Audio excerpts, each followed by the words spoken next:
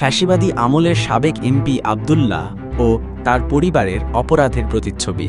ফ্যাসিবাদী শাসনের ছায়াতলে সাবেক এমপি আব্দুল্লাহ ও তার পরিবার রামগতিতে গড়ে তোলে এক ভয়ঙ্কর অপরাধ সাম্রাজ্য। জমি দখল, ভয়ভীতি প্রদর্শন এবং সাধারণ মানুষকে জিম্মি করে সম্পদ আত্মসাৎ সবই ছিল এই শাসনের প্রতিদিনের বাস্তবতা। একটি উদাহরণ ব্যবসায়ী তেলি আব্দুর রব, যাকে জোরপূর্বক কম মূল্যে তার ব্যবসার জায়গা বিক্রি করতে বাধ্য করা হয় আব্দুল্লাহর স্ত্রী শেলির কাছে। একইভাবে মোস্তফা, যিনি বিলাই মোস্তা নামে পরিচিত, তার জমি বিক্রি করে এলাকা ত্যাগ করেন। আর শাহ আলম, যিনি হোরা নামে পরিচিত, নিজ বাড়ি ছেড়ে অন্যত্র চলে যেতে বাধ্য হন। সালিশ বাণিজ্য, পরকীয়া ও দুর্নীতির জাল। আব্দুল্লাহর অপরাধ শুধু জমি দখলেই সীমাবদ্ধ ছিল না, তার ভাতিজা মিরাজ এলাকার সালিশ বাণিজ্যের নামে দীর্ঘদিন ধরে চাঁদাবাজি করে আসছে।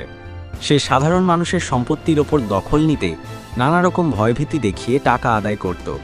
একজন উপসহকারী চিকিৎসকের সঙ্গে তার স্ত্রীর পরকীয়ার ঘটনা প্রকাশ পেলে ভুক্তভোগী স্বামী যখন বিচার চান, তখন এমপি আব্দুল্লাহ ঠান্ডা মাথায় বলেন, পোলাপান মানুষ এইগুলা করে।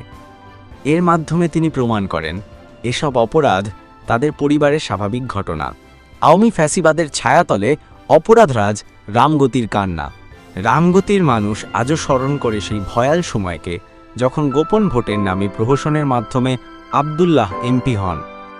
এই ভুয়া নির্বাচনের মাধ্যমে তার অপরাধে সরকারিভাবে ছাড়পত্র দেওয়া হয়।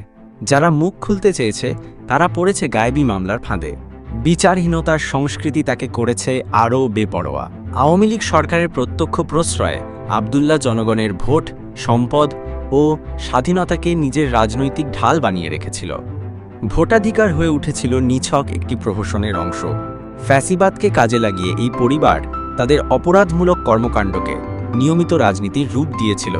জমি দখল, প্রতারণা ও আইনের অপব্যবহার। আব্দুল্লাহর শাসনামলে জমি দখল, চাঁদাবাজি ও প্রতারণা ছিল নিত্যদিনের ঘটনা। একাধিক পরিবার আদালতের দ্বারস্থ হয়েও সুবিচার পায়নি।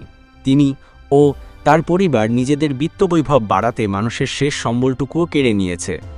এক জিম্মি সমাজে মুক্তির আর্তনাদ।